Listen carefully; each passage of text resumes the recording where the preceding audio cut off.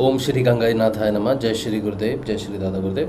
आप सबका बहुत बहुत स्वागत है आज के सत्संग में। और ये जो सत्संग है ये हमारे सिद्ध योग से आने वाले परिवर्तनों के आधार पर हम लोग बात करते हैं। मेरा नाम राज शिव है और मैं एक सिद्ध योग साधक हूँ। सिद्ध योग की साधना में मैं पिछले 10-1 वर्षों से हूँ।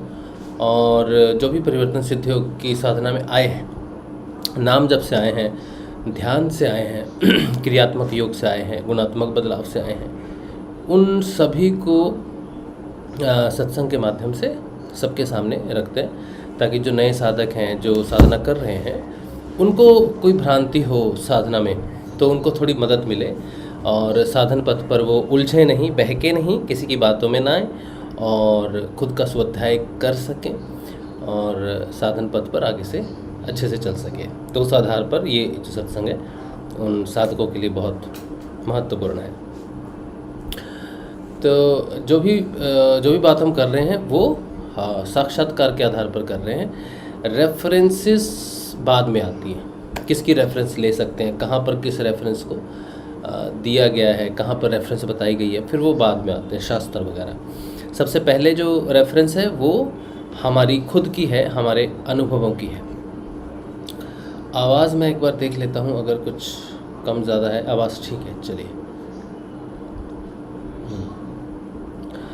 अच्छा, सबसे पहले आज का जो सत्संग है मुख्य रूप से 2 भागों में होता है। जैसे आप जानते हो, हम श्रीमद् भागवत का अध्ययन कर रहे हैं और आज 38वां दिन है और वो करेंगे उसके दूसरे भाग में। सत्संग के दूसरे भाग में हम पढ़ेंगे, आज अध्ययन कर रहे हैं श्रीमद् भागवत का।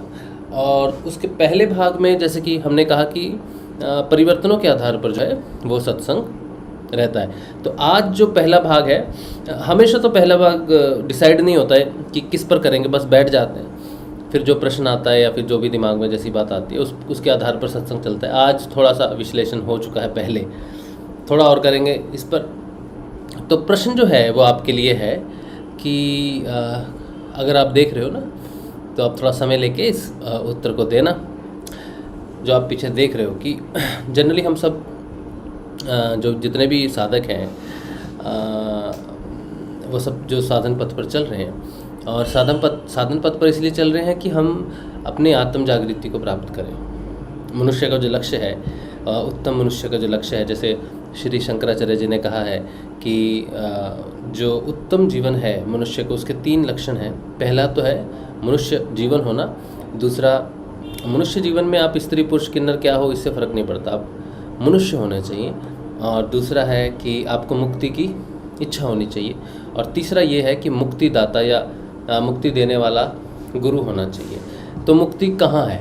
तो जब हम मुक्ति की तरफ बढ़ते हैं तो आत्म जागृति को देखते हैं तो गुरु कहते हैं कि तुम शरीर नहीं हो, आत्मा हो। तो आत्म रियलाइजेशन, सेल्फ रियलाइजेशन, अवेकनिंग, ये सब कहते हैं। तो ये जो अवेकनिंग है, ये जो सेल्फ रियलाइजेशन है, ये जो आत्म जागृति है, इसके लिए आज जो प्रश्न है सबके लिए है वो ये कि आप एक साधक हो और आप आत्म जागृति के पथ पर हो, तो आपके अनुभव के अनुसार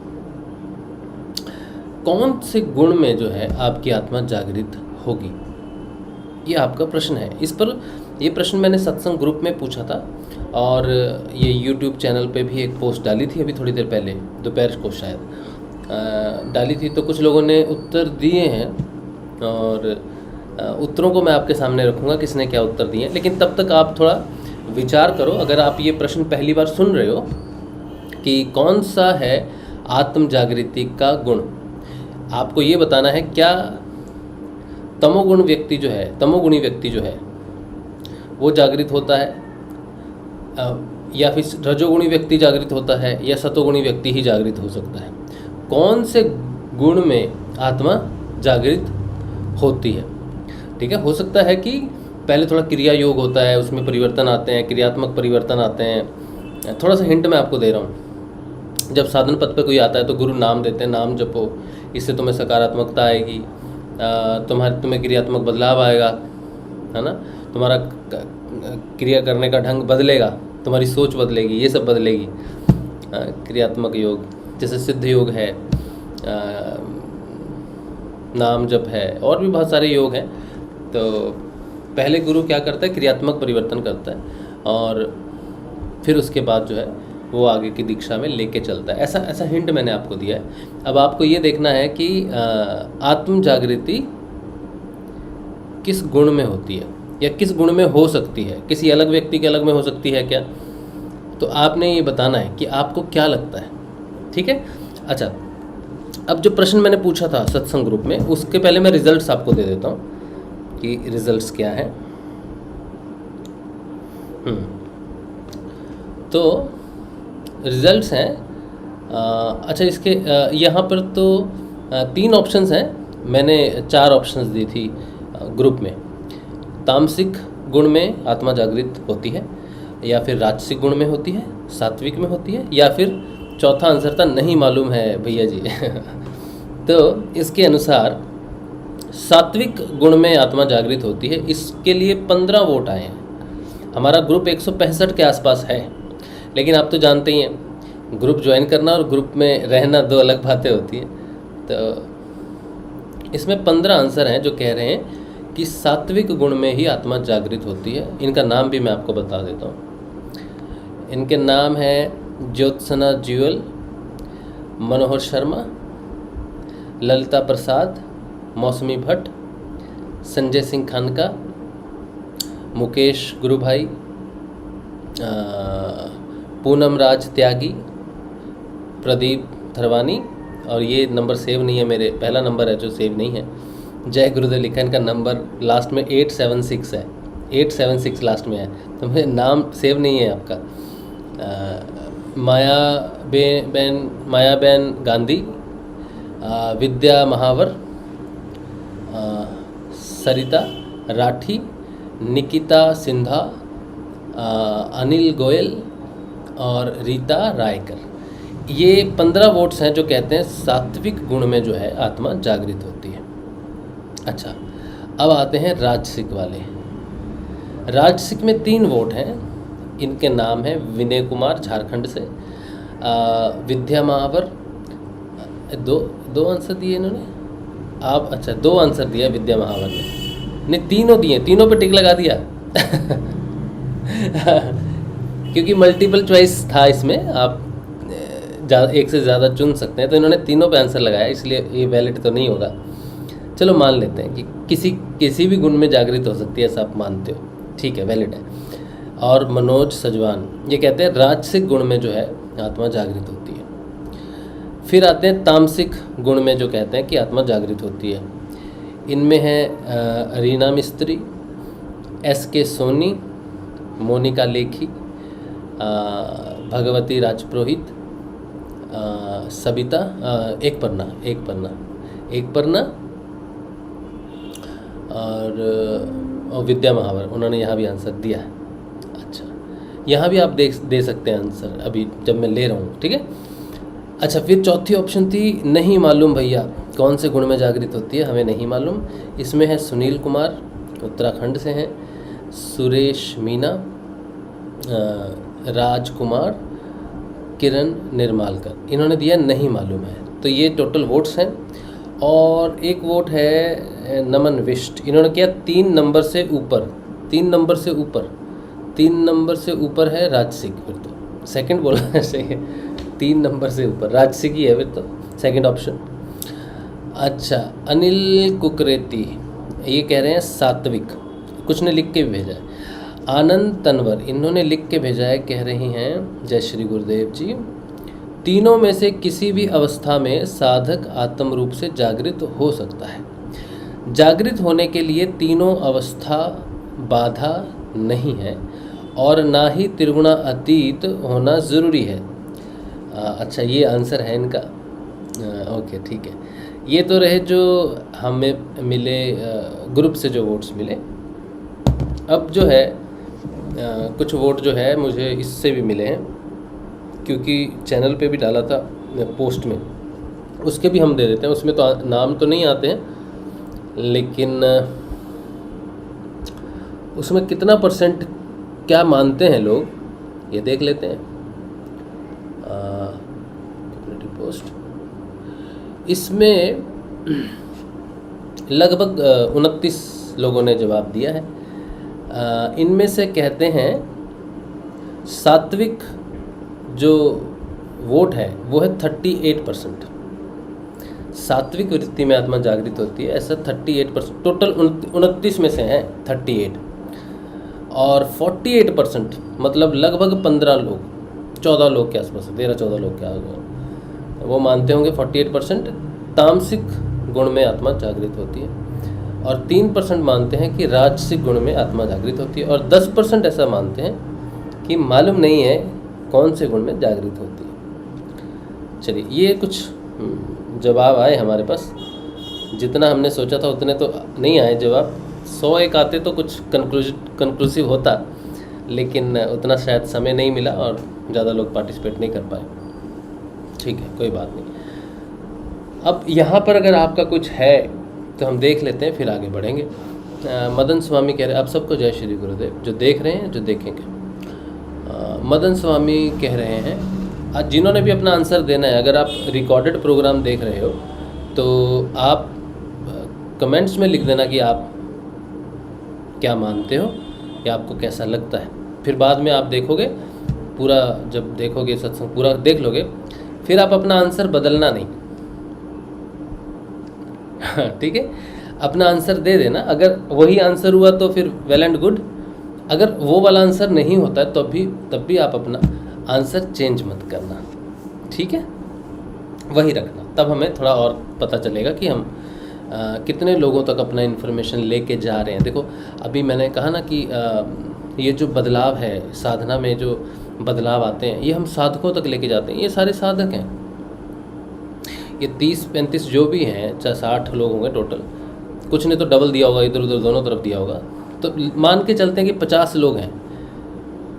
50 लोगों में से कितने लोग हैं, लगभग 50% से ज़्यादा लोग जो हैं उनके आंसर अलग अलग हैं।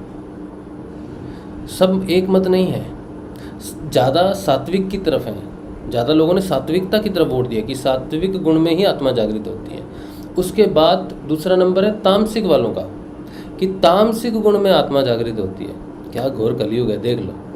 है तामसिक भैया तामसिक गुण में कह रहे हैं कि आत्मा जागृत होती है, और कुछ भी राजसिक वाले थोड़े हैं, कम है लेकिन थोड़े हैं, और फिर कुछ तो भोले भाले हैं, कहते हैं हमको तो मालूम ही नहीं है।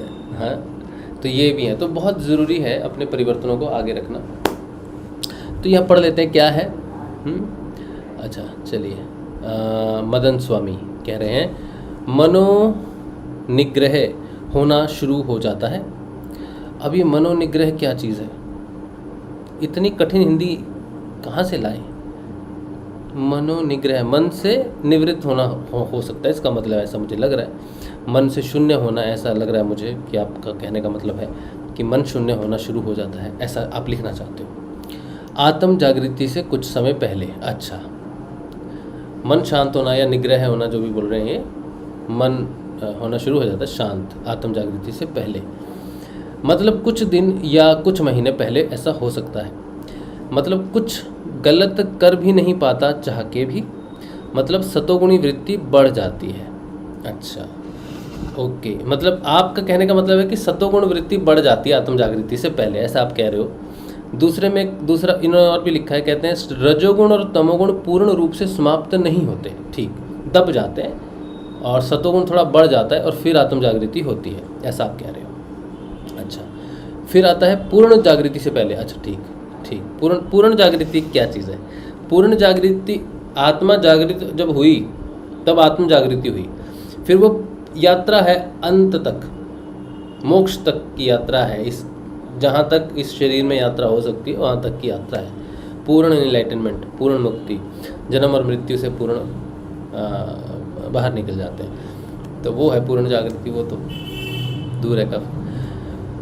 अच्छा, चलिए, ठीक है। कमल सिंह कह रहे हैं, राशिद भैया तो मेरा नाम नहीं है। हाँ, चलो कोई बात नहीं। जय गुरुदेव, जागृति नहीं कर रहे हैं कि कुछ बता सकें। क्या कर रहे हैं? जय गुरुदेव, जागृति नहीं कर रहे हैं कि कुछ बता सकें। अच्छा, हो, तो ये बता नहीं पा रहे हैं क्योंकि उनको समझ नहीं आ रहा है कि समझ आया नहीं, मतलब जागृति हुई नहीं है इसलिए पता नहीं है, ये भी ठीक है। चलो ठीक है, तो अब हम उस पर शोध करेंगे।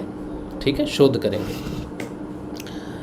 आत्म जागृति। क्योंकि मैं इसलिए ये प्रश्न पूछ रहा हूँ कि मैंने अनुभव किया है। सबसे पहले तो मैं आपको ये बता रहा हूँ कि मेरे लिए शोध हो चुका है। मैंने ये प्रश्न हवा में नहीं पूछा है या काल्पनिक प्रश्न नहीं पूछा कि चलो करते हैं। मैंने जान लिया है उस चीज़ को और मेरे अनुभव में आ चुका है। तो मैंने ऐसे साधक अनुभव जो किया है उसके ऊपर। अच्छा, एक उत्तर और है। एक पन्ना कह रही हैं गुणात्मक परिवर्तन तो आत्मा जागृति के बाद ही शुरू होता है। तुमने क्या आंसर दिया है?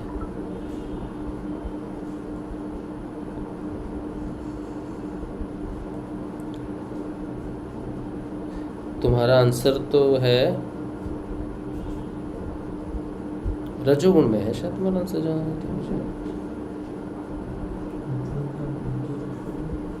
मेरा तो ऑफ है और टीवी में है शायद, उधर देखो। इधर तो ब्लूटूथ ऑफ है। एक मिनट, हाँ अच्छा एक मिनट रुको। ब्लूटूथ हमारा ऑन तो नहीं है, बंद है। ठीक है ना भैया? वो तो हम अभी शोध करेंगे। तो तुमने आंसर किस में दिया? तामसिक में दिया है? नहीं तो हाँ, एक पन्ना तामसिक में। ठीक चलो, ठीक है चलिए। तो बहुत अच्छा। अभी जो है हम शोध कर रहे हैं। शोध है हमारा गुणों के ऊपर में। अब देखिए, जब हम साधन पथ पर आते हैं, कोई भी व्यक्ति साधन पथ में आता है, कोई भी मानव साधन पथ में आता है।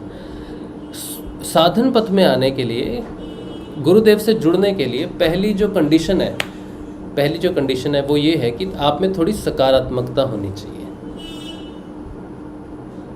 नकारात्मक व्यक्ति जो है वो साधन पथ पर चलता ही नहीं है। तो सकारात्मकता से व्यक्ति में थोड़ी सी सकारात्मकता जागृत हो, थोड़ा किसी भी पक्ष में सकारात्मक हो, तो वो गुरु के पास पहुंचता है या गुरु उसको पकड़ते हैं कि इसमें सकारात्मकता है। ठीक, गुरु जब उसको पकड़ते हैं उसके बाद उसको एक नाम जप देते हैं। नाम जप और ध्यान देते हैं। नाम जप और ध्यान के साथ उसका पहले क्रियात्मक बदलाव शुरू होता है। क्रियात्मक बदलाव का मतलब है कि उसकी सोच बदलनी शुरू होती है। उसका काम करने का ढंग थोड़ा बदलना शुरू होता है। उसकी सकारात्मकता थोड़ी बढ़ने लग जाती है। ठीक, तो गुरुदेव क्या करते हैं मंत्र से उसके अंदर में एक लय या एक रिदम सेट करते हैं, जिसे हम जप जाप भी कहते हैं, सकारात्मकता की तरफ, कि ये उस तरफ बढ़ता चले। अब ये जो परिवर्तन होता है सकारात्मकता का या फिर क्रियात्मक बदलाव आता है, जिसे क्रिया योग भी कहते हैं।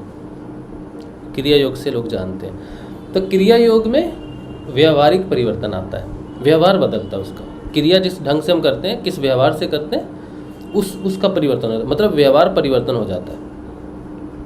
किसी व्यक्ति को हम मन में कुछ रख के किस तरह से व्यवहार करते हैं, वो व्यवहार सकारात्मक और पॉजिटिव होना शुरू हो जाता है। इसे क्रियात्मक बदलाव कहते हैं। लेकिन गुणों पर कोई प्रभाव नहीं पड़ता। गुणों पर कोई प्रभाव, व्यवहार गुरु की कृपा से बदल जाता है। सकारात्मक होना और सात्विक होना दोनों अलग चीज़ें हैं। कोई व्यक्ति अगर सकारात्मक है तो ज़रूरी नहीं है वो सात्विक भी हो। सकारात्मक का मतलब है पॉजिटिव होना, टूवर्ड्स स्वयं के प्रति, समाज के प्रति या साधना के प्रति पॉजिटिव होना। लेकिन ज़रूरी नहीं है कि पॉजिटिव व्यक्ति सात्विक हो। बहुत से ऐसे लोग हैं जो सकारात्मक होते हैं, लेकिन उनका खान पीना अलग होता है, चीज़ें थोड़ी अलग होती हैं। तो सकारात्मकता में क्रियात्मक बदलाव होता है। अब जब साधक की जागृति का समय होता है, जब साधक को जागृत होना होता है, चाहे वो इस जन्म में हो रहा है, चाहे वो जागृत होने के बाद उसका ये दूसरा जन्म है। जागृत होने के बाद तीसरा जन्म भी होगा, ऐसा मेरी धारणा में नहीं है। मैं ये मानता हूँ कि कोई व्यक्ति अगर किसी भी जन्म में जागृत हो जाता है और किसी कारण से वो उस जन्म में अपनी यात्रा को पूरा नहीं कर पाता है और अगले जन्म में आता है, तो अगला जन्म निश्चित रूप से उसका अंतिम जन्म ही होना चाहिए, तीसरा जन्म नहीं होना चाहिए। तो मेरी मान्यता के अनुसार कि जो व्यक्ति आत्म रूप से विचरण करता है संसार में, या तो वो पैदा होता है, उसकी आत्मा जागृत हो गई पिछले जन्म में, या फिर वो इस जन्म में आत्मा जागृति को प्राप्त होता है। तो चाहे वो पिछले जन्म में आत्म जागृति को प्राप्त हुआ हो कोई, या ये उसका दूसरा जन्म चल रहा हो, या फिर कोई इसी जन्म में जागृत हुआ हो। ये दो ही कंडीशनें हैं आत्म जागृति वाले साधक के लिए। अब ये दोनों आत्म जागृति जब होती है तब तक कोई भी जितने भी गुण होते हैं, हो सकता है कि कोई व्यक्ति रजोगुण प्रधान हो या कोई सतोगुण प्रधान हो। ये हो सकता है कि सतोगुण प्रधान है, रजोगुण प्रधान है, जैसा किसी ने लिखा था ऊपर, किसने लिखा था?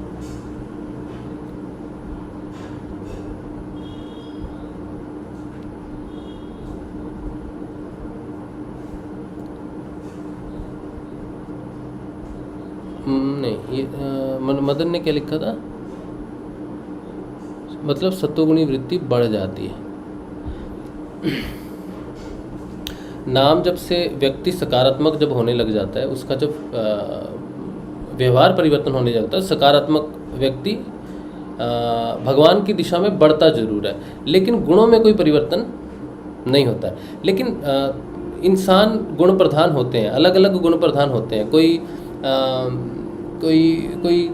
कोई तमोगुण प्रधान होता है, कोई काम के पीछे पड़ा रहता है, रजोगुण में पड़ा रहता है, कोई सतोगुण में पड़ा रहता है। इस तरह से गुणों में सब पड़े रहते हैं, सब गुणों में पड़े रहते हैं। अब कहने का मतलब ये है कि सोचो कोई तमोगुणी व्यक्ति है,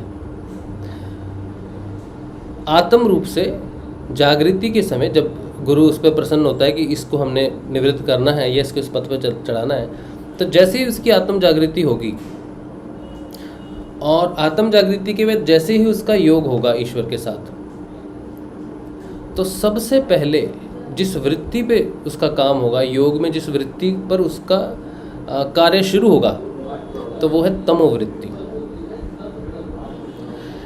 अभी कोई व्यक्ति सोचो राजसिक वृत्ति में है, राजसिक वृत्ति में आत्म जागृति होती है, तो उसका भी पहला जब योग होगा, तो सबसे पहले जो उसका योग होगा या सबसे पहले जिस पर कार्य होगा वो है तमोगुण के ऊपर में।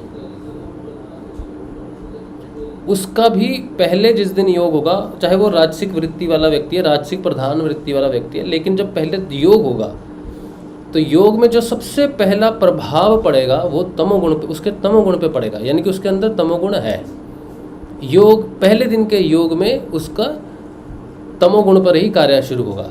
कोई सात्विक वृत्ति प्रधान है और वो जागृत होता है और योग में प्रवेश करता है, तब भी जो है उसका योग जब पहले होगा तो तमोवृत्ति पर ही कार्य होगा। तो इसके दो पहलू हैं, इस प्रश्न के दो पहलू हैं। पहला पहलू ये कि आत्म जागृति के लिए कोई भी व्यक्ति किसी भी गुण में हो सकता है, क्योंकि त्रिगुणात्मक गुण में कोई व्यक्ति हो सकता है, अपने कर्मों के अनुसार किसी गुण की प्रधानता हो सकती है उसमें। लेकिन जब उसका योग शुरू हो जाएगा तो सबसे पहले जो स्ट्राइक होती है, सबसे पहले जो प्रभाव में आता है आत्म जागृति के समय, वो है तमोगुण। तो इसका मतलब मूल रूप से अगर देखा जाए तो लोग अगर कहेंगे कि तमोगुण वाला व्यक्ति जागृति ही नहीं होता, तो ये गलत आंसर है। अगर कोई ये कहेगा कि सिर्फ तमोवृत्ति वाला ही जागृत होता है, तो ये भी गलत आंसर है। जागृति तीनों गुणों में किसी भी गुण में हो सकती है, लेकिन जिस दिन योग शुरू होता है, जिस दिन वो जागृत हो गया और उसका योग शुरू हुआ, उस दिन पहली जो हिट है, पहला जो फाइट है या पहला जो वृत्ति का परिवर्तन शुरू होगा। और कोई सात्विक गुण प्रधान है, उसके अंदर तामसिक गुण है ही नहीं, राजसिक गुण है ही नहीं, ऐसा सोचना नहीं चाहिए। तीनों गुण है, बस एक गुण थोड़ा दबा हुआ था, रजोगुण थोड़ा ज़्यादा था या सतोगुण थोड़ा ज़्यादा था, अब जो परिवर्तन होगा उसका, योग के बाद जो परिवर्तन होगा वो उसका जो तमोगुण है, अब उसको पूर्ण रूप से जो बचा हुआ है या जो दबा हुआ है व्यवहारिक रूप से, वो सात्विक रूप से जीवन जी रहा है ना, तो जागृत होते ही उसके अंदर वो तमोगुण की वो दबी हुई चीज़ें जो उसने अपने व्यवहार से, हठ योग से या किसी भी प्रकार से दबाया हुआ था उसने, वो जागृत हो जाएगा। आत्म जागृति होते ही सात्विक व्यक्ति भी पहले जिस गड्ढे में गिरेगा वो तमोगुणी होगा। जागृत होने से पहले वो सतोगुण प्रधान हो सकता है, रजोगुण प्रधान हो सकता है, लेकिन जागृति जिस दिन जागृति हो गई उसी दिन तमोगुण जो है वो पूरा जोर लगा देगा कि अब मेरी सत्ता नष्ट होने वाली है। मुझे दबाया गया वो अलग बात है, लेकिन अब मेरा पूर्ण रूपांतरण कर दिया जाएगा, मेरा पूरा तख्ता पलट कर दिया जाएगा। दबाने वाली बात नहीं है। अब आत्म जागृति से पहले गुणों को नाम जप से या फिर क्रियात्मक बदलाव से दबाया जाता है, लेकिन रूपांतरण नहीं किया जाता। लेकिन आत्म जागृति के बाद उन गुणों का रूपांतरण होना शुरू होता है, और सबसे पहले जहाँ से रूपांतरण शुरू होगा वो तमोगुण है। तो इस आंसर के दो पहलू हैं, समझे आप? कॉम्प्लिकेटेड है थोड़ा, है ना? कॉम्प्लिकेटेड है थोड़ा सा, मेरे लिए समझाना भी थोड़ा कॉम्प्लिकेटेड है। तो थोड़ा सा रिकैप ओवरऑल, व्यक्ति साधक किसी भी गुण की प्रधानता में हो सकता है जब वो जागृत हो रहा है, लेकिन जागृत होने के बाद उसका जो युद्ध शुरू होगा, जो पहला युद्ध होगा वो तमोगुण से होगा। तो तमोगुण प्रधान हो जाएगा। पहले वो जागृति से पहले सतोगुण प्रधान रहा होगा, सात्विक खाना खा रहा है, सब कुछ खा रहा है, ये सब हो रहा है, लेकिन जैसी आत्मा जागृत होगी उसका सतोगुण जो है वो दब जाएगा। और तमोगुण, क्योंकि वृत्ति बदलती कैसे? साधन पथ पर आप सतोगुण हैं, सतोगुण में जागृत हो गए हैं तो तमोगुण पीछे पीछे बदल रहा है, नहीं। अध्यात्म पथ जो है वो साक्षात्कार का विषय है, तमोगुण का साक्षात्कार करना पड़ेगा। सतोगुण में जीने वाले व्यक्ति का अचानक से क्रोध बढ़ जाएगा, उसका दर्शन करना जरूरी है कि जिसे हमने दबाया हुआ था अब उसे देख लें, वो अपना जोर लगाएगा, अन्य वासनाएं बढ़ जाएंगी। हो सकता है कि उसका समय कम हो, क्योंकि तपश्चर्या या फिर उसके मन की अवस्थाएं या उसका विश्वास या उसके पूर्व जन्म के कर्म प्रारब्ध जो है वो सात्विक कर्मों की तरफ रहे, दान पुण्य की तरफ रहे, अच्छे कर्मों की तरफ रहे। तो गुरुदेव की अगर आप वाणी सुनोगे तो कहते हैं योग में 5 प्रकार से बदलाव आता है किसी भी व्यक्ति में। पहला है पुराने जन्म के कर्म प्रारब्ध। तो पुराने कर्म में किसी ने दान पुण्य किया है, बहुत अच्छा किया हुआ, तो सतोगुण की प्रधानता भी है। जब युद्ध हो रहा होगा तमोगुण में, तब उसको जल्दी जल्दी साक्षात्कार होके वो उस गुण को जल्दी पार करके रजोगुण में प्रवेश कर जाएगा। फिर रजोगुण का वो जिस तरह से साक्षात्कार करेगा या जितना उसका कर्म प्रारब्ध उसकी मदद करेंगे या उसका व्यवहार उसकी मदद करेगा, तो वो सतोगुण में प्रवेश करेगा।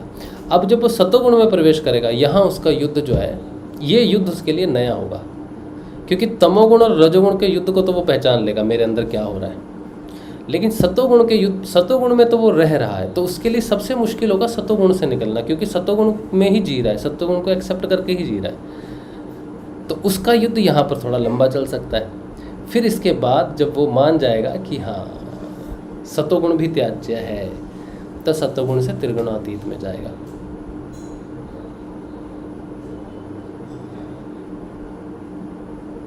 ठीक है। लेकिन अब दूसरे पक्ष से देखो कि अगर आपने आंसर कुछ देखो, तीनों आंसर किसी एक दो ने दिए, ओ विद्या महावर ने दिए हैं और आनंद तनवर ने भी दिया है और भी है, लेकिन जो ये सोचता है कि सिर्फ सतोगुण में ही आत्मा जागृत हो सकती है, तो तुम्हारी भूल है, तो आंसर तुम्हारा गलत है। और तुम अगर ये सोचते हो कि रजोगुण में ही आत्मा जागृत हो सकती है, तो भी तुम्हारी भूल है। और अगर तुम ये सोचते हो कि तमोगुण में ही आत्मा जागृत हो सकती है, तब भी हम भूल करते हैं। आत्मा किसी भी गुण में जागृत हो सकती है, ठीक है, किसी भी गुण में जागृत हो सकती है।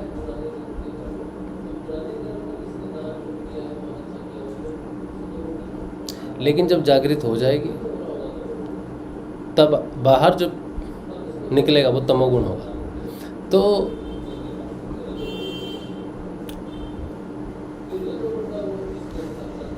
तमोगुण कोई भूत प्रेत नहीं है।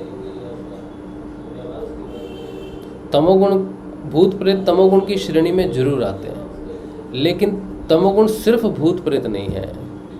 तमोगुण है हमारे अंदर का क्रोध, लोभ, राग, द्वेष, लालच, ईर्ष्या, झूठ, ये सब तमोगुण है। अहंकार, अस्मिता,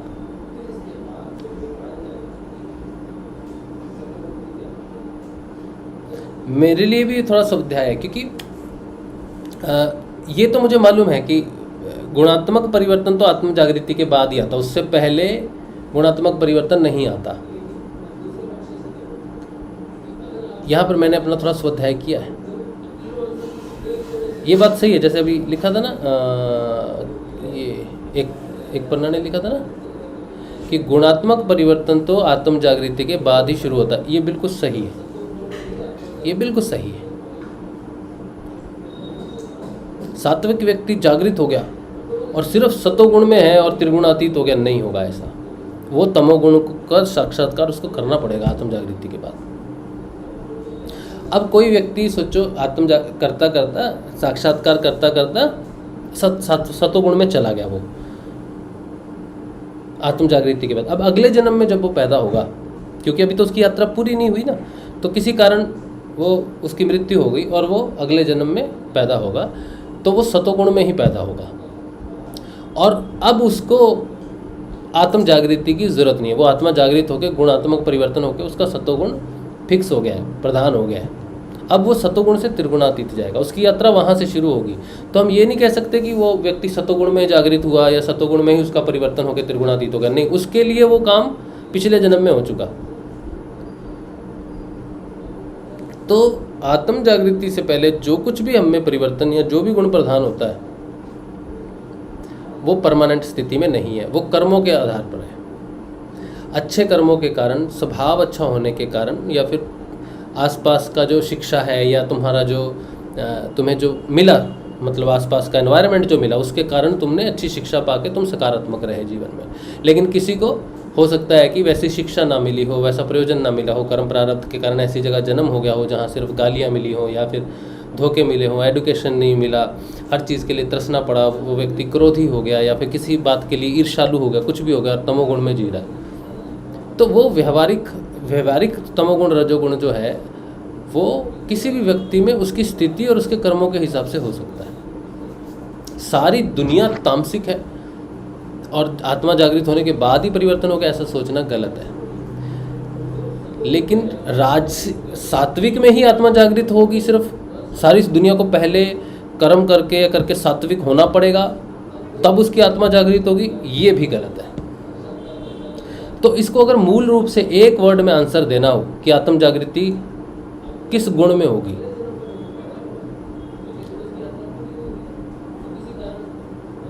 ये तो पूरी एक्सप्लेनेशन है कि किसी भी गुण में हो सकती है, कभी भी हो सकती है। लेकिन ये माइंड क्लियर करने के लिए कि वो तो तामसिक है, वो तो ये है, वो तो जागृत हो ही नहीं सकता, उस भ्रम को तोड़ने के लिए हमने एक आंसर फिक्स किया उसका कि तामसिक गुण में आत्मा जागृत होती है। ये हमने आंसर एक शब्द के लिए फिक्स किया था कि तमोगुण में आत्मा जागृत होती है। क्योंकि आत्म जागृति हो, ये क्षण सोचो, ये चुटकी से पहले आत्मा जागृत नहीं थी और चुटकी के बाद आत्मा जागृत होगी। चुटकी बजते ही जो योग शुरू हो जाएगा वो तमोगुण पे ही काम होगा, किसी भी युग में कहीं भी होगी। क्योंकि बिना आत्म जागृति पे गुणों को बदलने का काम हो ही नहीं सकता। गुणों में परिवर्तन बिना आत्म जागृति के हो ही नहीं सकता। गुणों को दबाया जा सकता है व्यवहार से, हठ से, जैसे मंदिर मार्गी लोग करते हैं। क्या करते हैं?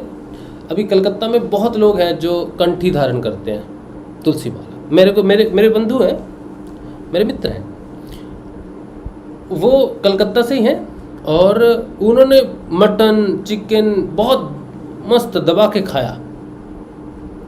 तो करीबन 25 साल 30 साल पहले उन्होंने कंठी धारण कर ली, दीक्षा लेके कंठी धारण कर ली, और उन्होंने मटन चिकन सब छोड़ दिए, दबा दिए, बोला अब मैं नहीं खाऊंगा क्योंकि मैं हरि का नाम जप करता हूँ इसलिए मैं नहीं खाऊंगा।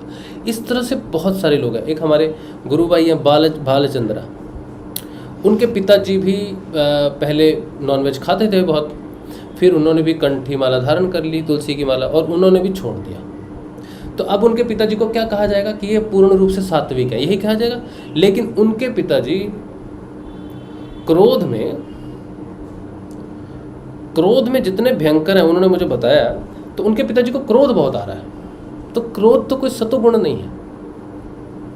या कोई व्यक्ति किसी प्रकार से सतोगुण में है, जैसे मैं एक व्यक्ति को जानता हूँ, ठीक है, और वो हमारे चेयरमैन साहब थे, हैं अभी, और वो रजोगुण प्रधान, उनको बिजनेस चाहिए, उनको बिजनेस डेवलप करना है, पैसा पैसा, उनमें कोई बुरी आदत नहीं, पैसा डबल करना, पैसा डबल करना, बस पैसा पैसा पैसा, किसी पर यकीन नहीं कर सकते, भाग रहे हैं। और अगर काम नहीं करेंगे, उनको अगर 10 दिन छुट्टी दे दो कि जाओ छुट्टी ले लो बिजनेस को, वो बीमार हो जाएंगे, सूख जाएंगे, भूख लगना बंद हो जाएगी, बिना काम के वो रह नहीं सकते, रजोगुण प्रधान। लेकिन उनमें तमोगुण कहाँ से आया? लालच, झूठ भर भर के। और जो एम्प्लॉई हैं, जैसे मैं ही हूँ, मेरे भी चेयरमैन है, करोड़ोपति, और मेरी सैलरी उस समय कुछ होगी 35 के आसपास।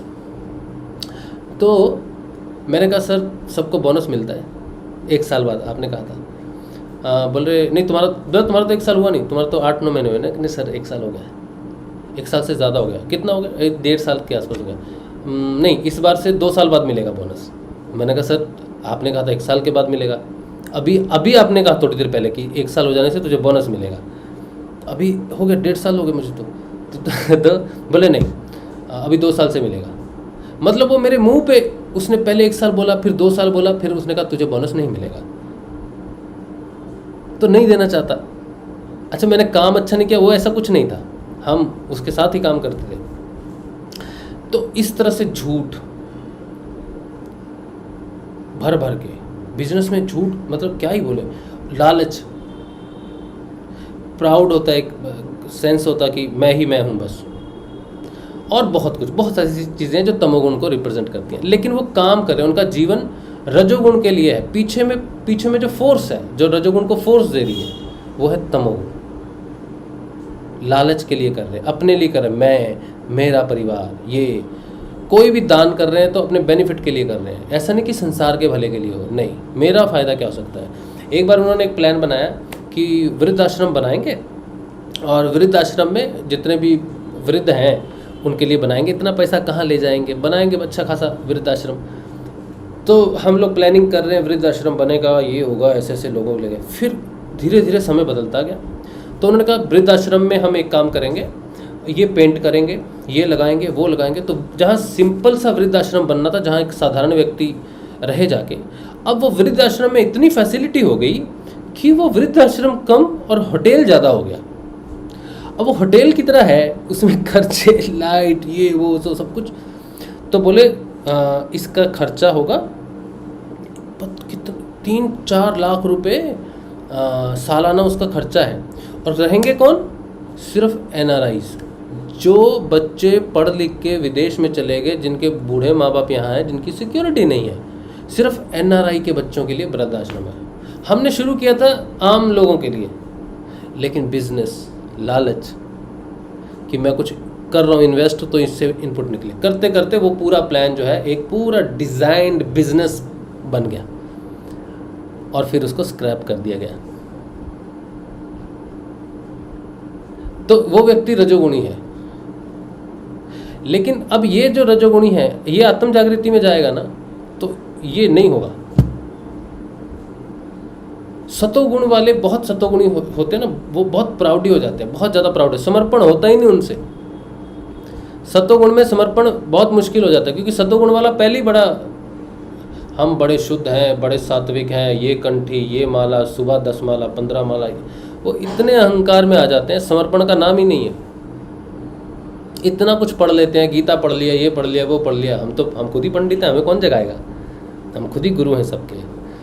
तो वो सत्वगुण बाधा बन जाता है। लेकिन तमोगुण व्यक्ति जो है, तमोगुण व्यक्ति को मालूम होता है कि हम तो निकम्मे हैं, नालायक हैं, हमें पार लगा दो, हम बड़े नीच हैं।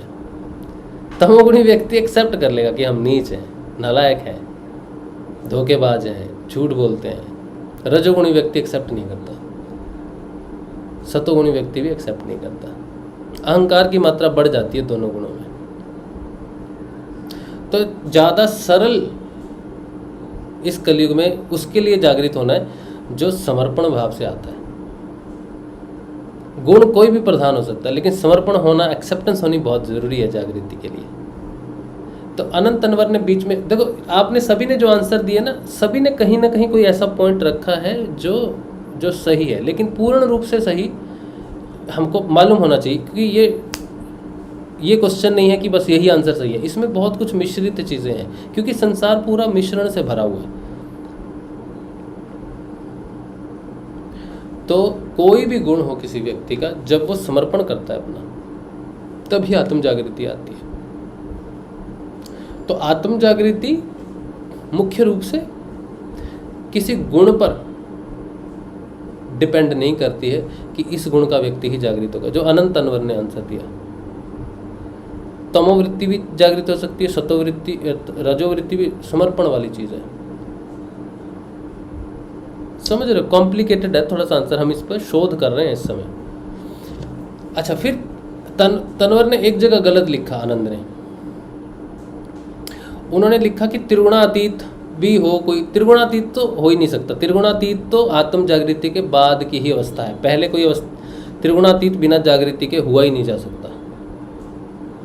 तुम्हारा वहाँ पर तुमने गलत बोला, गलत लिख दिया कि चाहे वो त्रिगुणातीत हो, गुणों पर प्रभाव नहीं पड़ता है। गुणात्मक व्यक्ति ही जागृत होता है, जिसके गुण ही क्षीण हो गए हैं, जो त्रिगुणातीत हो गया है, उसको तो जागृति की जरूरत क्या, तो जागृत होकर गुणों पर जाया जा सकता है। इसीलिए गुण प्रधान तो है, कहीं है गुण प्रधान। बिल्कुल ये कहते हो कि गुणों पर डिपेंड नहीं करता, करता है। गुण होने चाहिए व्यक्ति में जागृत होने के लिए, फंसा हुआ वही है शरीर भाव में। मैं शरीर हूँ, चाहे वो रजोगुण है, सतोगुण है या तमोगुण है, शरीर भाव में, काम वासना में, क्रोध में, अन्य वासनाओं में घिरा हुए व्यक्ति गुणात्मक ही है।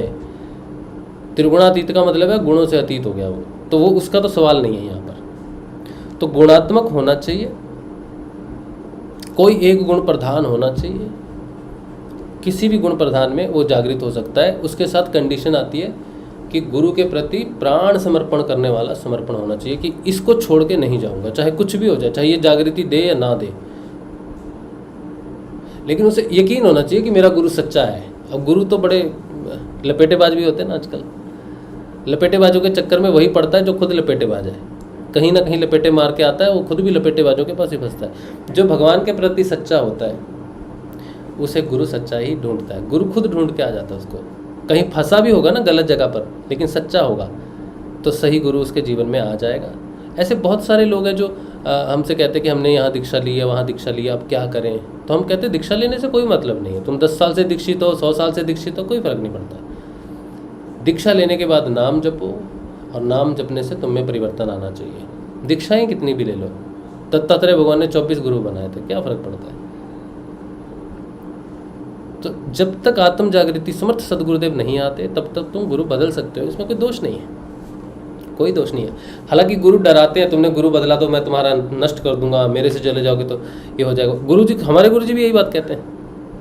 हमारे गुरु जी कहते हैं देखो मेरा नाम जप करो, ध्यान करो, लेकिन बीच में लोग भटक जाते हैं। वो कोई माता जी के चला गया, कोई हनुमान जी के चला गया, कोई 7 फेरी लगा दो, तो मुझसे डिस्कनेक्ट हो जाते हैं और फिर फंस जाते हैं उसी चक्कर में, बीमारियों के चक्कर में फंस जाते हैं। ये हमारे गुरु भी कहते हैं।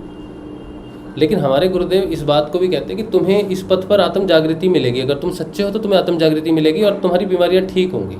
जब तुम्हें परिवर्तन आ रहा है, किसी भी गुरु की शरण में तुम में परिवर्तन आ रहा है, तो तुमको वहीं रुकना चाहिए। गुरु जी ये भी कहते हैं कि देखो जो पहले वाला तुम जप रहे हो और नहीं छोड़ना चाहते पहले वाला मंत्र, तो मेरे वाला मत पकड़ो, उसी को जपो, उसी से पार लग जाएगी, अगर परिवर्तन दे रहा है तुम्हारा गुरु। लेकिन अगर मैं भी परिवर्तन नहीं देता तो मुझे छोड़ के चले जाओ। लेकिन अगर मैं परिवर्तन दे रहा हूँ परिवर्तन होते हुए तुम छोड़ के भटक के चले जाते हो तो फिर मेरा प्रभाव कम हो जाएगा, फिर तुम अपनी जिम्मेदारी तुम्हारी। ये गुरुजी कहते हैं।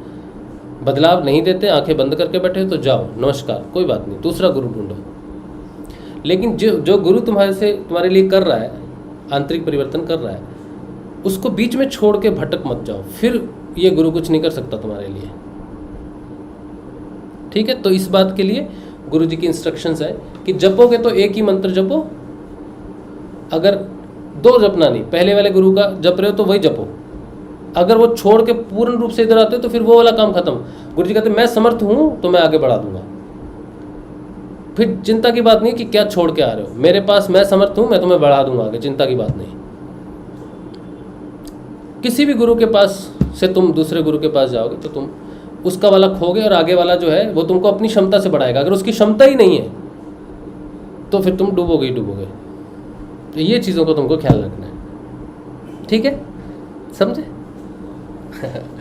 तो आज का जो हमारा ये प्रश्न था थोड़ा कॉम्प्लिकेटेड रहा, लेकिन हमें ये पता चलता है कि किसी भी गुण में व्यक्ति जागृत हो सकता है, इसलिए सत्वगुण ही जागृत होगा ये नहीं रखना मन में, रजोगुणी होगा ये भी नहीं रखना, तमोगुणी होगा ये भी मत रखना। कोई भी गुण में जागृत हो सकता है, जिसका समर्पण हो जाएगा गुरु के प्रति, जो अपना गुरु को तारनहार मान के उसका एक मंत्र, उसका एक ध्यान धरेगा, वो जागृत हो जाएगा। और जागृत होते ही उसका युद्ध शुरू होगा, और वो सबसे पहले जो युद्ध में जिसके साथ युद्ध होगा वो तमोगुण होगा। तो वो व्यक्ति जो जागृत हो रहा है उसके अंदर तमोगुण होगा ही होगा।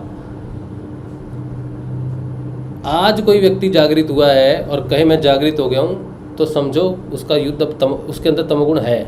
लेकिन कुछ लोग ये मानते हैं कि तमोगुणी तो अधिकार ही नहीं है जागृत होने का। तो जागृत तमोगुण में जागृत व्यक्ति तमोगुणी होता है। मैं इसलिए कह रहा हूँ कि चाहे सात्विक भी है उसके अंदर तमोगुण छुपा हुआ है पीछे, लेकिन वो है। तो और भी साधारण शब्दों में ये कहते हैं कि व्यक्ति जब भी जागृत होता है तमोगुण उसके पीछे में होता ही है, वो पूर्ण रूप से तमोगुण से मुक्त नहीं होता है। प्रधान कोई दूसरा गुण हो सकता है, लेकिन जागृत हुआ व्यक्ति उस क्षण में तमोगुणी भी होता है।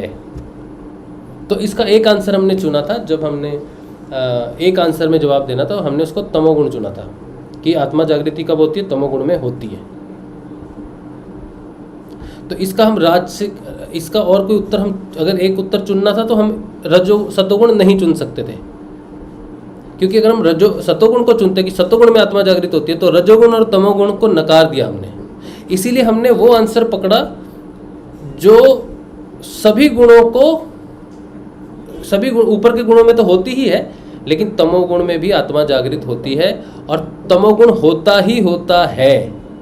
जिसकी आत्मा जागृत हुई है उसके अंदर तमोगुण है, ये डेफिनेट है। ये बात मैं आपसे मूल रूप से कहना चाहता हूं। इसीलिए तुम्हें कोई कहे, ये बात क्यों कह रहा हूं तुमसे, क्योंकि आजकल तमोगुण का बहुत प्रचार होता है। हमारे तो पर्चे बटे हुए हैं तमोगुण के नाम से। लोगों ने हमारे लिए इतना प्रचार कर दिया कि राज शिव की बात सुन ले कोई तो उसके अंदर भूत घुस जाएंगे, मेरी बात सुन के लोग मर जाएंगे, ऐसा प्रचार हुआ। इतना बड़ा मुझे तमोगुणी बनाया लोगों ने, और अभी भी पर्चे कटते हैं मेरे नाम से, अभी भी कटते हैं, अभी भी निंदाएं चालू है, अभी भी लोग मानते हैं इसी चीज़ को। तो मैं तमोगुणी हूँ क्योंकि मेरे अंदर वो गुण कहीं ना कहीं जागृति के समय भी था, और अभी भी मैंने उस पूरे गुण को नहीं हटाया है। 5 वर्ष हो गए, अभी भी मेरे अंदर कहीं डिससेटिस्फेक्शन है, और वो धीरे धीरे जा रही है। ऐसा नहीं कि आज ही हुआ युद्ध, आज ही खत्म, एकदम से तमोगुण से रजोगुण में नहीं जाओगे, इसका स्लो प्रोसेस है। लेकिन कोई भूत प्रेत नहीं है, कोई तामसिकता, कोई भूत प्रेत से किसी का नुकसान करना, किसी पे जादू करना, किसी के प्राणों की हानि करना, ये वो चीज़ नहीं है, वो हमारा नहीं है, हम उस चीज़ में नहीं है।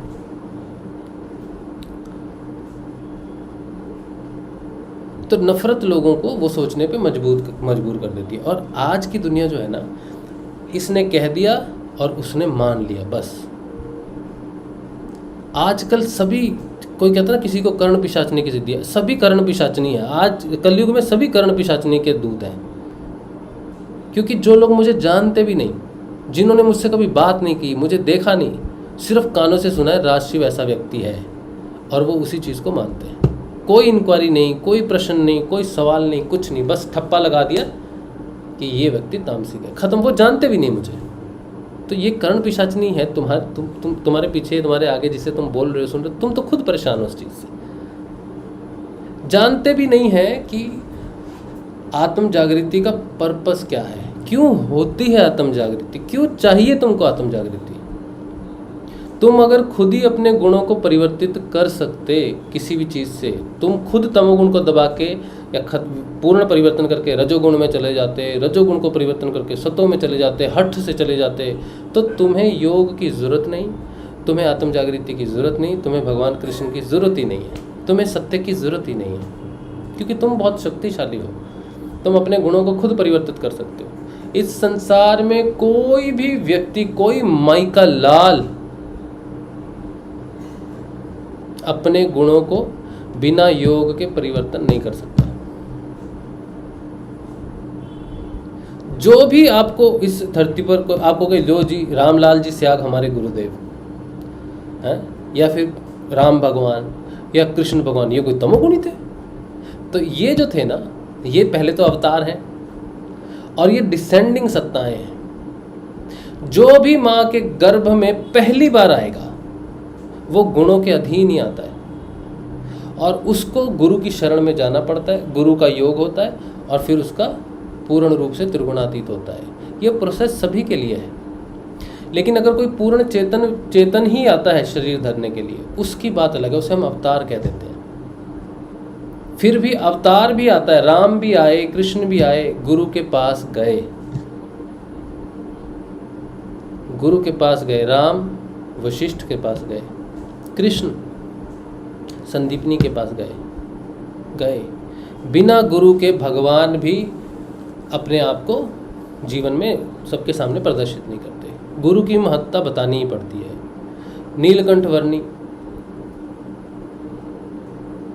उनके बारे में आप उनका देखो ना, उनकी एनिमेटेड सीरीज़ है, 6-7 फिल्में हैं, एनिमेशन बनाई हुई है। उसमें भी वो सारी यात्राएं करने के बाद पूर्ण रूप से गुणातीत में है। वो शुरू से, जन्म से ही गुणातीत में है। नीलकंठ वर्णी जन्म से, क्योंकि वो भगवान नारायण का अवतार है, तो त्रिगुणातीत में ही है वो सारे। लेकिन फिर भी गुरु के पास जाते हैं, अष्टांग योग की दीक्षा लेते हैं, और अष्टांग योग की दीक्षा के बाद, उसको पूर्ण करने के बाद, उनके गुरु उनको सरेंडर करते हैं। शिष्य को सरेंडर नहीं कर रहे, अब नारायण को सरेंडर करते हैं कि प्रभु आपने जो कुछ भी मुझसे सीखा अष्टांग योग में, आप तो सब सिद्ध हैं, मुक्त हैं, लेकिन फिर भी आपने मुझे गुरु बना के मुझे स्थान दिया, अब आप मुझे आगे का मार्ग दिखाओ। तो अष्टांग योग के बाद भगवान कहते हैं अब मेरे दर्शन से आप मुक्त हो जाओगे। अष्टांग योग सिद्ध होने के बाद, त्रिगुणातीत होने के बाद भी भगवान के दर्शन मुक्त करते हैं, चाहे वो कोई भी हो। गुरु की बड़ी महत्ता है, और गुरु जिस भगवान से मिलाता है वो उसी का ही स्वरूप है, लेकिन वो दर्शन मुक्त कर देते हैं। गुणों से मुक्ति फाइनल मुक्ति नहीं है। मन का क्षय होना, मोक्ष होना एक स्थिति है, लेकिन उसके आगे भगवान के दर्शन है। पूर्ण मुक्ति या उसमें लय होना ही अंतिम है। जब तक उसमें लय नहीं होते तब तक कोई स्थिति अंतिम नहीं हो सकती। उनकी स्थिति अंतिम है, बस परम पुरुष की स्थिति अंतिम है। ठीक, समझे? कोई कन्फ्यूजन हो किसी को तो आप मुझे बता देना कि हमें थोड़ी कन्फ्यूजन है। ये एक टुक आंसर नहीं है। एक टुक के लिए तो हमने बोला है कि तमोगुणी व्यक्ति जागृत होता है। अब वो तमोगुण दबा हुआ है, कुछ भी है, लेकिन उसके अंदर तमोगुण है। कोई कहे हम तो पूर्ण सात्विक है, हमारे अंदर तो है ही नहीं, तो उसे मालूम नहीं है। और ये पूरा विषय जो है आज का, ये इसके लिए कि कोई आपको तमोगुणी कहे तो उसकी बातों पर ध्यान मत देना। ठीक है, तुम तमोगुणी हो, पहले ये निकलो वो निकलो, बहुत भूत प्रेत का चल रहा है, ये हो जाएगा तभी होगा। नहीं, तुम जहाँ हो, जैसे हो, जिस गुण में हो, गुरु जी को समर्पण करो, अपना डर त्याग दो, गुरु जी को समर्पण करके उनका नाम जपो। तुम जहाँ हो, जैसे हो, जिस गुण में हो, तुम जागृत हो जाओगे। तुम्हें सतोगुण में प्रवेश करने की ज़रूरत नहीं है जागृत होने के लिए। तुम्हें रजोगुण में प्रवेश करने की ज़रूरत नहीं है जागृत होने के लिए। तुम तमोगुण में ही जागृत हो जाओगे, और जागृत होते ही तुम्हारा तमोगुण रजोगुण में परिवर्तित हो जाएगा, रजोगुण सतोगुण में परिवर्तित हो जाएगा, और तुम त्रिगुणातीत हो जाओगे। ये तुम्हारी अवस्था योग के बाद, आत्म जागृति के बाद होगी। मैंने बहुत बार रिपीट कर दिया, ठीक है। चलिए, अब कोई और प्रश्न उत्तर क्या है?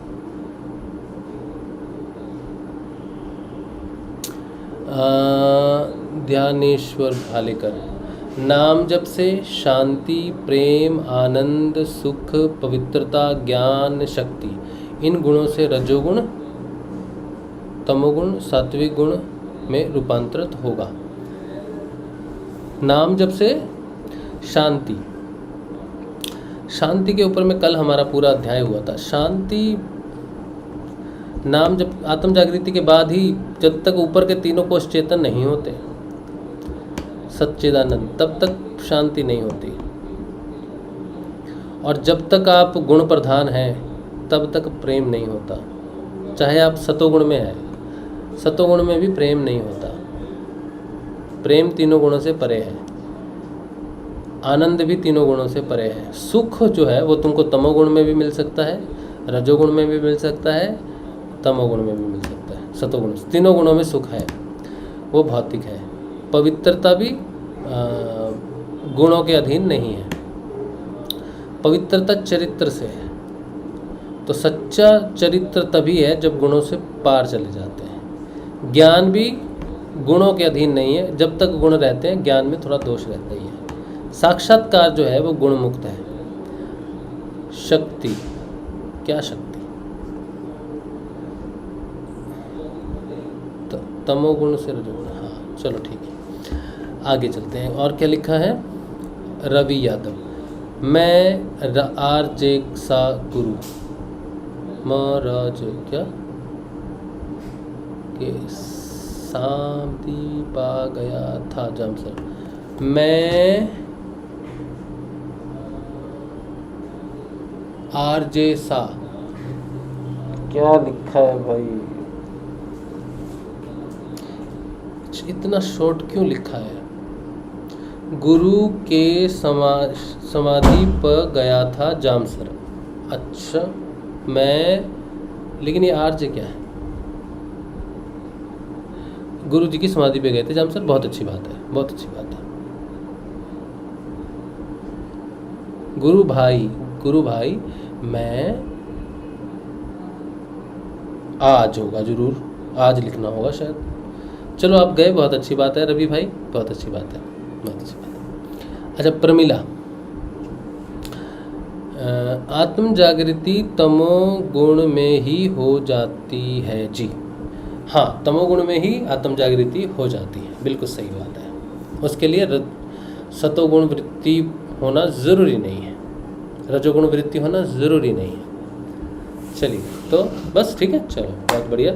तो उम्मीद है कि आपका भ्रम जो है, कोई आपको भ्रम में न डाले, किसी साधक को भी, भाई तुम्हारा तो कुछ हो ही नहीं सकता, तुम्हारे से बड़ा कोई तमोगुणी नहीं है। आत्म जागृति की जरूरत ही तमोगुण को मिटाने के लिए। कोई पूछे आत्म जागृति की जरूरत क्यों है? बोलो सबसे पहले तमोगुण को हटाने के लिए। बदलना, हटाया तो नहीं जाता है, ना ही तमोगुण को नष्ट किया जाता है, ना ही उसे बाहर निकाला जाता है। एक ऊर्जा है, एक गिलास में पानी है, ठीक है। वो गिलास के पानी को रूपांतरित, सफ़ेद पानी है, उसमें लाल रंग मिला दो तो लाल हो जाएगा ना, पानी तो वही रहेगा, है ना। तो शरीर के अंदर जो ऊर्जा है, जिसे गुणात्मक ऊर्जा कहते हैं, वो तमोगुण की होगी, तो वही ऊर्जा तमोगुण के कार्य में लगेगी। फिर वही ऊर्जा को गुण को रूपांतरित कर दिया जाता है, ऊर्जा वही रहती है, तो उसमें रजोगुण छलकने लग जाता है। फिर रजोगुण को बदल दिया जाता है, वो सतोगुण होता है, फिर सतोगुण उस ऊर्जा से छलकने। ऊर्जा का अपना कोई रंग या गुण नहीं है। जिस ऊर्जा से हम जीवित हैं, जिस ऊर्जा शक्ति से हम कार्य करते हैं, उसका अपना कोई गुण नहीं है, वो गुणातीत है शक्ति, ठीक, जिसे हम कहते हैं सुपरामेंटल फोर्स। लोग कहते हैं ना, जब सब कुछ भगवान ही करते हैं, वहाँ लड़की मर रही है, उसका रेप हो रहा है, या वहाँ कोई कत्ल कर रहा है, वहाँ नाइंसाफ़ी हो रही है, भगवान ही सब कुछ करते हैं, तो क्या है? जो कुछ भी करता है कारण करता है वो शक्ति है। भगवान शक्ति के स्वरूप में, लेकिन कर्म बाधक नहीं है। भगवान कहते हैं मैं कर्म पे बाधा नहीं देता हूँ, भगवान ही से ही सारे कार्य होते हैं। लेकिन क्योंकि तुम गुणात्मक प्रकृति में हो, तो तुम उस शक्ति को किस तरह से यूज़ करते हो वही तुम्हारा कार्य है। तो इसीलिए तो निष्काम कार्य कहा जाता है कि सारे कार्य मुझे समर्पित करके करो, क्योंकि मैं ही करने वाला हूँ, मैं ही वो शक्ति हूँ जिसके कारण सारे काम होते हैं। तो सारे काम मुझे ही समर्पित करो। तुम्हारा क्रेडिट नहीं है कि तुमने पहाड़ चढ़ लिया, तुम्हारे अंदर शक्ति है इसलिए पहाड़ चढ़ा। तो सारे कर्म जो है भगवान को समर्पित करके, और फल की इच्छा नहीं करनी चाहिए। भगवान कहते हैं मुझे समर्पित करो, जैसा भी फल है मैं ग्रहण करूँगा, तुम फल से मुक्त हो जाओ। तो वो शक्ति है।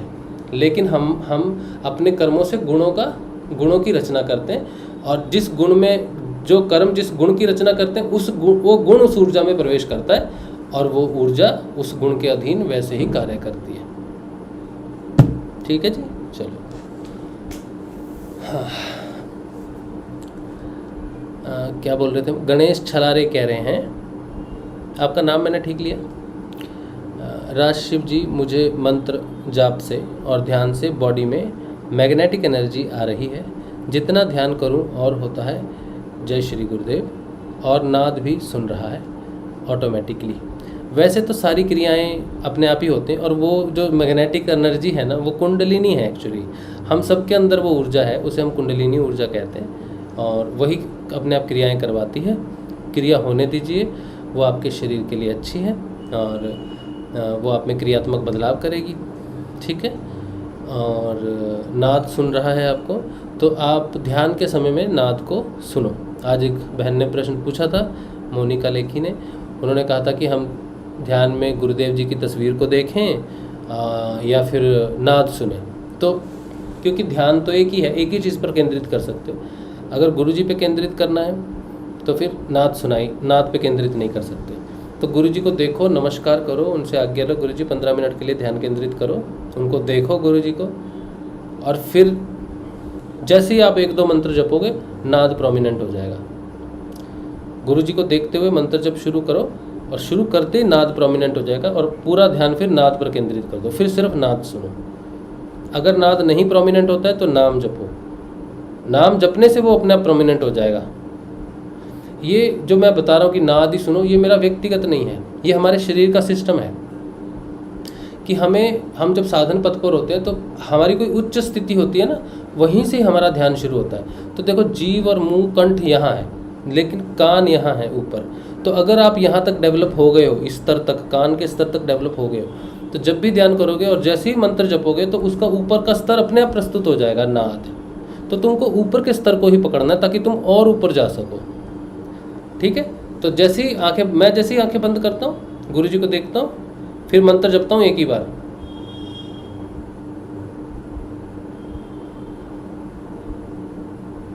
तो वो साउंड आ जाता है। फिर हम साउंड पे कंसंट्रेट कर देते हैं। मंत्र भी 1-2 बार जपते हैं सिर्फ उस साउंड को प्रस्तुत करने के लिए। अगर वो सुन ही रहा है पहले, तो मंत्र जपने की जरूरत नहीं पड़ती। फिर सीधा गुरु जी को नमस्कार किया, मंत्र सुना, और नाद सुन रहे हैं बस। फिर क्रिया होनी होगी तो क्रिया योग में चले जाते हैं, आसन वगैरह लगते हैं। फिर अगर हम प्राण में कोश में चले जाएं लेकिन ध्यान में ना जाएं, तो झटके वगैरह, जिसको झटके लगते हैं, प्राण में चले जाओ आप। प्राण में जाएंगे तो कोई क्रिया नहीं होगी, प्राण में कोश में कोई क्रिया नहीं है। लेकिन प्राण में कोश से ऊपर ना गए और प्राण में कोश में रहे तो झटके वगैरह लगते हैं, शरीर में झटके लगते हैं। नसों को खोलने के लिए, कहीं किसी को दर्द है, नस दबी हुई है, वहाँ झटके लगते हैं। ठीक है। तो प्राण में शरीर में क्रिया नहीं है, वहाँ वायु आंतरिक रूप से कार्य करती है झटके देने के लिए। और प्राण में कोश से ऊपर चले गए तो फिर ध्यान में चले जाते हैं, प्राण से ऊपर यानी तो ध्यान में चले जाते हैं। ठीक है, चलिए अच्छा, चलिए आगे बढ़ते हैं ना। संजीव शर्मा कह रहे हैं, कोई त्रिदोष से ग्रस्त हो सकता है, कैसे पता लगे? सभी त्रिदोष से ग्रस्त हैं, किसी न किसी प्रकार से सभी थोड़े बहुत ग्रस्त रहते ही हैं। सभी को भौतिक ताप रहता है, सभी को आध्यात्मिक ताप रहता है, और सभी को जो है, क्योंकि जो भी व्यक्ति संजीव पैदा होता है ना, वो ग्रहों के अंतर्गत ही होता है। किसी का मंगल भारी है तो किसी का शनि भारी है, किसी का शुक्र भारी है, सभी ग्रह चाल में ही हैं। ग्रहों के बदलते समय वो जीवन में प्रभाव देते हैं, स्थितियाँ बदलती हैं। तो ये आध्यात्मिक ताप सभी का होता है। मानसिक ताप किसी न किसी प्रकार से मन किसी इच्छाओं में ग्रस्त होता है जरूर, या फिर शरीर से किसी न किसी प्रकार का कोई कष्ट हो सकता है, रोग हो सकता है, आ सकता है, आया हुआ जा सकता है। तो त्रिदोष लगभग सभी को होते हैं। तो वो जैसे जैसे नाम जपेगा, प्रोमिनेंट नहीं हो सकते, हल्के हल्के रहते हैं। किसी को बहुत प्रोमिनेंट हो जाता है तो प्रॉब्लम है, लेकिन थोड़े बहुत सभी में ही रहते हैं कहीं ना कहीं। ठीक है, अच्छा चलिए जी, सही है, मेरे साथ हो रहा है। हाँ बस यही बात है, चलो बहुत अच्छी बात है। चलिए अब हम आगे बढ़ते हैं और हम अब करेंगे अध्ययन श्रीमद् भागवत का। उम्मीद है कि आज का सत्संग आप में एक अच्छी जानकारी आपको दे, डिटेल में जानकारी दे, और ऐसे लोगों से बचाए जो आपको तमोगुणी घोषित करके आपको साधन पथ में डरा के कुछ उल्टे सीधे काम में ना लगा दे। डरना नहीं, कोई चक्कर नहीं है। तमोगुण, रजोगुण, सतोगुण ये सारे एक जैसे हैं और कोई चक्कर नहीं है। आप योग में प्रवेश करो, नाम जपो, ये सारे सबसाइड हो जाएंगे। कोई व्यक्ति कहे सतोगुण अच्छा है, तमोगुण बेकार है, नहीं, सतोगुण भी उतना ही आगे, वो गीता में लिखा है सुख ही दुख का बीज है। ठीक है, तो अच्छाई है तो बुराई पीछे में रहती है। तुमको अच्छाई और बुराई दोनों से मुक्त होकर सत्य में स्थापित होना है। सत्य अच्छे से और बुरे से मुक्त है। व्यवहार तुमको अच्छा ही करना है हमेशा, लेकिन अच्छाई प्रधान नहीं, सत्य प्रधान बनना है। तुम्हारा जीवन सत्यव्रत का जीवन होना चाहिए। तुम्हारा जीवन में तुम्हें कोई कहे तो तुम्हें सत्यव्रत की तरह देखा जाए। सत्यभाषी अलग होता है, ठीक है, सत्यवक्ता अलग होता है, सत्यवादी अलग होता है। कहते हैं सत्यवादी राजा हरिश्चंद्र। राजा हरिश्चंद्र सिर्फ सत्यवादी नहीं थे, सिर्फ सच बोलते हैं ऐसा नहीं था, उनके अंदर सत्य की प्रतिष्ठा थी, इसीलिए उन्होंने राज लुटा दिए। राजा हरिश्चंद्र नलत में अंटी ने कितने ही कष्ट उठाए, पर एक न छोड़ी अंत समय तक सत पे राज लुटाए। देव और दानव मानव सभी कुछ, ऐसे कुछ चलता है आगे पूरा। बहुत अच्छा भजन, आप रफ़ी साहब का सुनिएगा, बहुत अच्छा भजन है। चलिए, तो सत्यव्रत होना है आपको। अच्छा एक दिन बुरा हो जाता है, सिचुएशंस बदल जाती हैं, तो अच्छे भी बुरे पड़ जाते हैं। कहते हैं ना हमारे रिश्तेदार बड़े अच्छे थे, लेकिन जब से हमारे पास धन खत्म हुआ है उनकी भी चाल बदल गई है। बच्चे जब छोटे थे बड़े अच्छे थे, हमारी बात मानते थे, आज बड़े हो गए हैं हमारी सुनते तक नहीं, इतने बेकार बुरे बच्चे हो गए हैं। ये हमारे ही बच्चे हैं, हमें यकीन ही नहीं होता। मेरी माँ शादी से पहले बहुत अच्छी थी, जब से मेरी शादी हुई है तब से उसको क्या हो गया है पता नहीं। मेरी जिससे शादी हुई पहले 2 साल तो बहुत अच्छी थी, तीसरे साल उसने रंग दिखाने शुरू किए। मेरे दोस्त तब तक अच्छे थे जब मेरे पास पैसे थे, आज मेरे पास पैसे कम है तो दोस्त सामने नहीं आते। तो जो अच्छे हैं ना वो स्थिति के साथ बुरे हो जाते हैं। तो अच्छे बनने का प्रयत्न या अच्छे बनने का लक्ष्य नहीं होना चाहिए, लक्ष्य होना चाहिए सत्यव्रत बनने का। गुणों को प्रधान करके गुणात्मक जीवन जीने से अच्छा है सत्यव्रत जीवन जियो, सत्यनिष्ठ जीवन जियो। सत्य जो है गुणों से प्रभावित नहीं होता, गुणों से मुक्त है सत्य। जिसकी आत्मा जागृत हो जाती है उसका जीवन सत्यव्रत का जीवन है। और जो जितना सत्य से दूर होता है भगवान से उतना ही दूर होता है। जब लोग कहते हैं हमारे लिए प्रार्थनाएं करो, तो इसका मतलब है कि अंदर से सत्य से दूर है। जिसे सत्य की जानकारी हो, जिसके अंदर सत्य हो, दूसरे पे वो इन चीज़ों के लिए आश्रित नहीं रहता, क्योंकि भगवान तो सत्य स्वरूप है, वो तो अंदर है सत्य के रूप में। तुम्हारे अंदर सत्य है तो भगवान तुम्हारे पास ही हैं।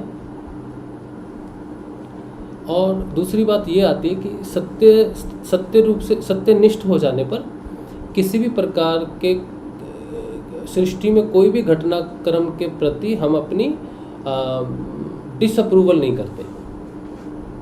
बारिश हो रही है ना, सोचो बहुत बारिश हो रही है, बड़ी तकलीफ हो रही है बारिश से, बड़ा लॉस हो रहा है बारिश से, लेकिन जो सत्यनिष्ठ या सत्यव्रत होता है वो कभी नहीं कहता कि हे भगवान बारिश बंद कर दे। लोग कहते हैं ना हमें ये सिद्धि हो जाए, वाक सिद्धि हो जाए तो हम कह देंगे जाओ तुम्हारा ये काम हो जाएगा, हमने कह दिया तो हो जाएगा। सत्यव्रत सत्यनिष्ठ व्यक्ति प्रकृति को एक्सेप्ट कर लेता है, कुछ भी नहीं बदलता, कुछ भी बदलने का प्रयास नहीं करता, और प्रकृति उसी को सारे रहस्य बताएगी जो प्रकृति में हस्तक्षेप नहीं करेगा। मैं अपने दोस्त को अपने घर लेके आता हूँ, उसे अपने घर के राज बताता हूँ, या ये चीज़ बताता हूँ, वो चीज़ बताता हूँ, अपने जीवन के गहरे राज बताता हूँ उसको, और समय आने के बाद जब वो मेरे अगेंस्ट हो गया या दूर हो गया या नशे में है, कुछ भी है, किसी और के करीब हो गया, तो वो मेरे राज खोल दिए, तो मैं पछताऊंगा कि मैंने कैसे व्यक्ति को राज बताए कि समय के बाद ऐसी स्थिति में आ गए कि राज बता दिया, मेरा अपमान हो गया मेरा।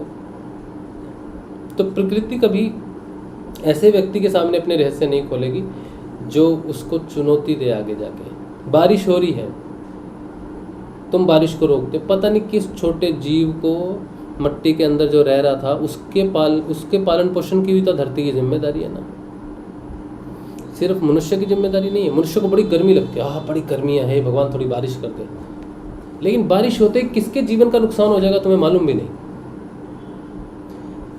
तो प्रकृति में हस्तक्षेप नहीं करते, एक्सेप्टेंस आ जाती है प्रकृति, तो कोई चमत्कार भी नहीं होता।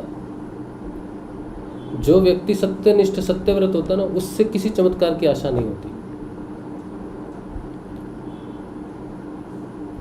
लेकिन जो परम पिता है, जो संतुलन बनाए रख सकता है, जिसमें संतुलन बनाने की शक्ति है, वही चमत्कार कर सकता है, और वो गुरु ही चमत्कार करते हैं। चमत्कार तो वो वैसे नहीं होते, वैज्ञानिक होते हैं सारे, विज्ञान के रूप से चमत्कार करते हैं, क्योंकि वो कर्मों को देख लेते हैं, कौन सा कर्म है, कैसा कर्म है, बड़ी सूक्ष्म होती है। वही स्वयं प्रकृति पुरुष दोनों होते हैं, वही संतुलन बनाते हैं, वही संतुलन को बदल सकते हैं। तो ऐसे बाबा श्री गंगाई नाथ जी जैसे, गुरुदेव श्री रामलाल जी स्याग जैसे, जो मेरे जीवन में जो दुख है इस समय कि मेरी रीढ़ की हड्डी का या फिर जिसका भी जो दुख भोगना है नहीं भोग रहा,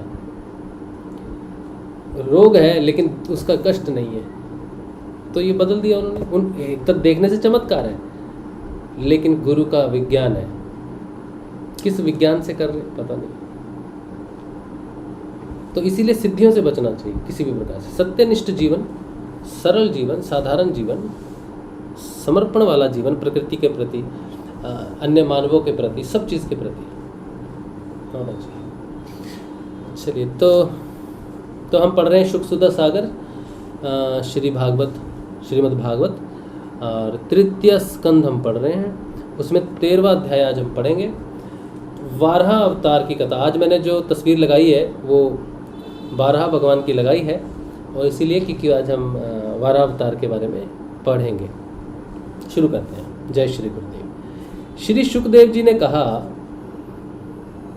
अभी शुकदेव जी बता रहे हैं, अभी पहले मैत्रेय जी और विदुर जी के बीच में बात हो रही थी, अब बात हो रही है श्री शुकदेव जी में और राजा परीक्षित में। श्री शुकदेव जी ने कहा, राजन, मुनिवर मैत्रेय जी के मुख से यह परम पुण्यमयी कथा सुनकर श्री विदुर जी ने फिर पूछा, अच्छा, ये मैत्रेय जी और विदुर जी की जो बात है, जो उनमें कथा हुई, वो शुकदेव जी सुना रहे हैं राजा परीक्षित को, ठीक है। तो श्री शुकदेव जी और परीक्षित की स्टोरी के अंदर में जो स्टोरी चल रही है, जो पहले हो चुका विदुर जी के बीच में, मैत्रेय जी के बीच में, उसी को वो कथा हो चुकी पहले, अब शुकदेव जी परीक्षित को सुना रहे हैं, समझे आप। तो मुख्य रूप से जो कथा चल रही है वो शुकदेव जी और राजा परीक्षित के बीच में ही चल रही है, बाकी जो भी आ रहे हैं वो उनके अंतर्गत ही आ रहे हैं। फिर आगे और भी थोड़ा क्लियर होगा तो हम बताएंगे, ठीक है।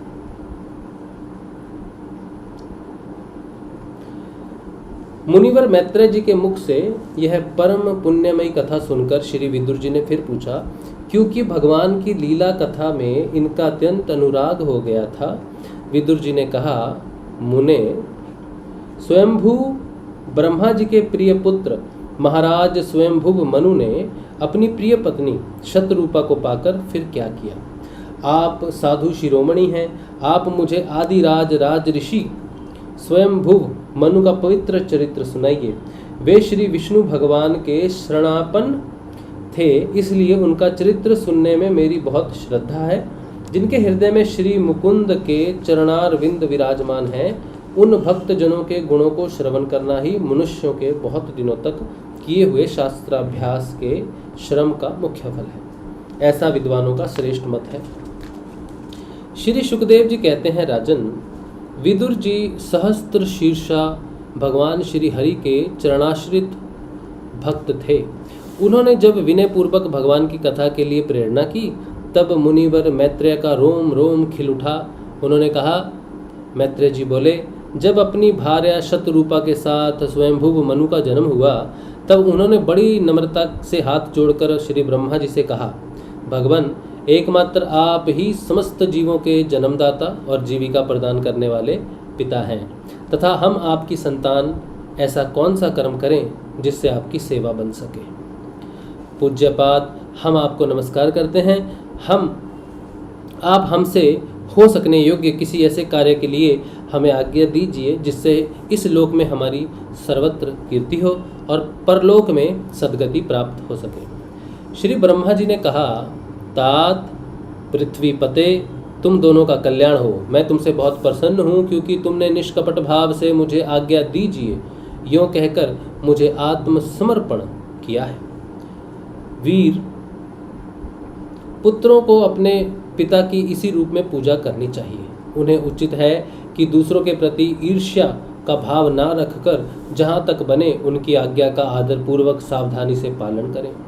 तुम अपनी इस भार्या से आप अपने ही समान गुणवती संतति उत्पन्न करके धर्म पूर्वक पृथ्वी का पालन करो और यज्ञों द्वारा श्री हरि की आराधना करो। राजन, प्रजा पालन से मेरी बड़ी सेवा होगी और तुम्हें प्रजा का पालन करते देखकर भगवान श्री हरि भी तुमसे प्रसन्न होंगे। जिन पर यज्ञ मूर्ति जनार्दन भगवान प्रसन्न नहीं होते, उनका सारा श्रम व्यर्थ ही होता है, क्योंकि वे तो एक प्रकार से अपने आत्मा का ही निरादर करते हैं। मुनि जी ने कहा, पाप का नाश करने वाले पिताजी, मैं आपकी आज्ञा का पालन अवश्य करूंगा, किंतु आप इस जगत में मेरे और मेरी भावी प्रजा के रहने के लिए स्थान बतलाइए। देव, सब जीवों का निवास स्थान पृथ्वी इस समय प्रलय के जल में डूबी हुई है। आप इस देवी के उद्धार का प्रयत्न कीजिए। श्री मैत्रेय जी ने कहा, पृथ्वी को इस प्रकार अथाह जल में डूबी देखकर ब्रह्मा जी बहुत देर तक मन में यह सोचते रहे कि इसे कैसे निकालूं। जिस समय मैं लोक रचना में लगा हुआ था, उस समय पृथ्वी जल में डूब जाने से रसातल को चली गई है। हम लोग सृष्टि कार्य में नियुक्त हैं, अतः इसके लिए हमें क्या करना चाहिए? अब तो जिनके संकल्प मात्र से मेरा जन्म हुआ है, वे सर्वशक्तिमान श्री हरि ही मेरा यह काम पूरा करें। निष्पाप विदुर जी ब्रह्मा जी के इस प्रकार विचार कर ही रहे थे कि उनके नासा छिद्र से अकस्मात अंगूठे के बराबर आकार का एक वराह शिशु निकला। भारत, बड़े आश्चर्य की बात तो यही हुई कि आकाश में खड़ा हुआ वह वराह शिशु ब्रह्मा जी को देखते ही देखते बड़ा होकर क्षण भर में हाथी के बराबर हो गया। उस विशाल बराह मूर्ति को देखकर मरीचि आदि मुनिजन, सनकादि और स्वयं भुव मनु के सहित श्री ब्रह्मा जी तरह तरह के विचार करने लगे। अहो, सूकर के रूप में आज यह कौन दिव्य प्राणी यहाँ प्रकट हुआ है? कैसा आश्चर्य है! यह अभी अभी मेरी नाक से निकला था। पहले तो यह अंगूठे के पोरुए के बराबर दिखाई देता था, किंतु एक ही क्षण में बड़ी भारी शिला के समान हो गया है। अवश्य ही यज्ञ मूर्ति भगवान हम लोगों को मन को मोहित कर रहे हैं। ब्रह्मा जी और उनके पुत्र इस प्रकार सोच ही रहे थे कि भगवान यज्ञ पुरुष पर्वताकार होकर गरजने लगे। सर्वशक्तिमान श्री हरि ने अपनी गर्जना से दिशाओं को प्रतिध्वनित करके ब्रह्मा और श्रेष्ठ ब्राह्मणों को हर्ष से भर दिया। अपना खेद दूर करने वाली मायामय बराह भगवान की घुरघुराहट को सुनकर वे जनलोक, तपलोक और सत्यलोक निवासी मुनिगण तीनों वेदों के परम पवित्र मंत्रों से उनकी स्तुति करने लगे। भगवान के स्वरूप का वेदों में विस्तार से वर्णन किया गया है।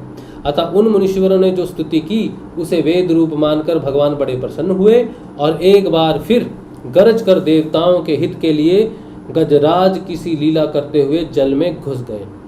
पहले वे शुक्र रूप भगवान पूंछ उठाकर बड़े वेग से आकाश में उछले और अपनी गर्दन के बालों को फटकार कर खुरों के आघात से बादलों को छितराने लगे।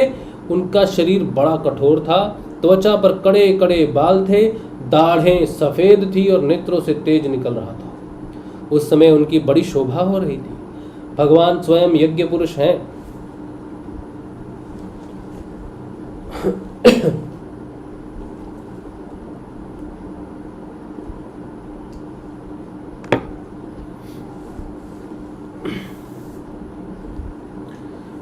भगवान स्वयं यज्ञ पुरुष हैं, तथापि शुक्र रूप धारण करने के कारण उनकी नाक से सूंघ सूंघ कर पृथ्वी का पता लगा रहे थे। उनकी दाढ़ें बड़ी कठोर थी। इस प्रकार यद्यपि वे बड़े क्रूर जान पड़ते थे, तथापि अपनी स्तुति करने वाले मरीचि आदि मुनियों की ओर बड़ी सौम्य दृष्टि से निहारते हुए उन्होंने जल में प्रवेश किया। जिस समय उनका वज्रमय पर्वत के समान कठोर कलेवर जल में गिरा, तब उसके वेग से मानो समुद्र का पेट फट गया और उसमें बादलों की गड़गड़ाहट के समान बड़ा भीषण शब्द हुआ। उस समय ऐसा जान पड़ता था मानो अपनी उत्ताल तरंग रूप भुजाओं को उठाकर वह बड़े आर्त स्वर से हे यज्ञेश्वर मेरी रक्षा करो इस प्रकार पुकार रहा है। तब भगवान यज्ञ मूर्ति अपने बाण के समान पैने खुरों से जल को चीरते हुए उस अपार जल राशि के उस पार पहुंचे जहां रसातल में उन्होंने समस्त जीवों की आश्रयभूता पृथ्वी को देखा, जिसे कल्पांत में शयन करने के लिए उद्यत श्रीहरि ने स्वयं अपने ही उदर में लीन कर लिया था। फिर वे जल में डूबी हुई पृथ्वी को अपनी दाढ़ों पर लेकर रसातल से ऊपर आए।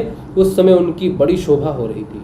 जल से बाहर आते समय उनके मार्ग में विघ्न डालने के लिए महापराक्रमी हिरणाक्ष ने जल के भीतर ही उन पर गदा से आक्रमण किया। इससे उनका क्रोध चक्र के समान तीक्ष्ण हो गया और उन्होंने उसे लीला से ही इस प्रकार मार डाला जैसे सिंह हाथी को मार डालता है।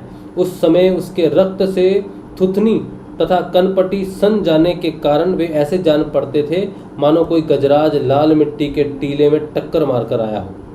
तात जैसे गजराज अपने दांतों पर कमल पुष्प धारण कर ले, उसी प्रकार अपने सफेद दांतों की नोक पर पृथ्वी को धारण कर जल से बाहर निकले हुए तमाल के समान नीलवर्ण वराह भगवान को देखकर ब्रह्मा मरीचि आदि को निश्चय हो गया कि ये भगवान ही है। तब वे हाथ जोड़कर वेद वाक्यों से उनकी स्तुति करने लगे। ऋषियों ने कहा, भगवान अजित आपकी जय हो यज्ञपते, आप अपने वेद त्रयी रूप विग्रह को फटकार रहे हैं, आपको नमस्कार है। आपके रोम कूपों में संपूर्ण यज्ञ लीन है। आपने पृथ्वी का उद्धार करने के लिए ही यह सूकर रूप धारण किया है, आपको नमस्कार है।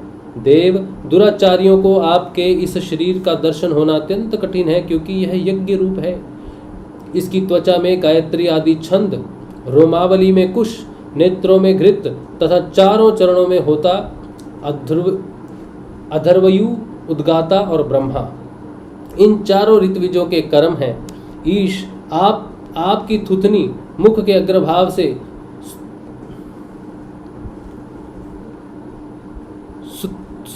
स्त्रुक है, थुथनी में स्त्रुक है, नासिका छिद्र में स्त्रुवा है, उदर में ईड़ा यज्ञ भक्षण पात्र है, कानों में चमस है, मुख में प्राशित्र यानी ब्रह्म भाग पात्र है और कंठ छिद्र में ग्रह सोम पात्र हैं। भगवान, आपका जो चबाना है वही अग्निहोत्र है। बार बार अवतार लेना यज्ञ स्वरूप आपकी दक्षिणीय इष्टि है। गर्दन उपसद 3 इष्टियां हैं, दोनों दाढ़ें प्रायणियां दीक्षा के बाद की इष्टि और उदयनीय यज्ञ समाप्ति की इष्टि है। जीभा प्रवर्ग्य प्रत्येक उपसद के पूर्व किया जाने वाला महावीर नामक कर्म है। सिर सभ्य यानी कि होम रहित अग्नि है और आवसथ्य ओपासान अग्नि है तथा प्राण चित्ती इष्ट का चयन है। देव, आपका वीर्य सोम है। आसन प्रातः सवनादि 3 सवन है। सातो धातु अग्निष्ठोम, अत्याग्निष्ठोम, उक्त षोडशी वाजपेय, अतिरात्र और आप्तोर्याम नाम की 7 संस्थाएं हैं तथा शरीर की संधियां जोड़ संपूर्ण सत्र हैं। इस प्रकार आप संपूर्ण यज्ञ, सोम रहित याग और क्रतु सोम सहित याग रूप हैं। यज्ञ अनुष्ठान रूप इष्टियां आपके अंगों को मिलाए रखने वाली मांसपेशियां हैं। समस्त मंत्र, देवता, द्रव्य, यज्ञ और कर्म आपके ही स्वरूप हैं। आपको नमस्कार है। वैराग्य, भक्ति और मन की एकाग्रता से जिस ज्ञान का अनुभव होता है वह आपका स्वरूप ही है तथा आप ही सबके विद्या गुरु हैं। आपको पुनः पुनः प्रणाम है। पृथ्वी को धारण करने वाले भगवान, आपकी दाढ़ों की नोक पर रखी हुई यह पर्वतादि मंडित पृथ्वी ऐसी सुशोभित हो रही है जैसे वन में से निकलकर बाहर आए हुए किसी गजराज के दांतों पर पत्र युक्त कमलिनी रखी हो।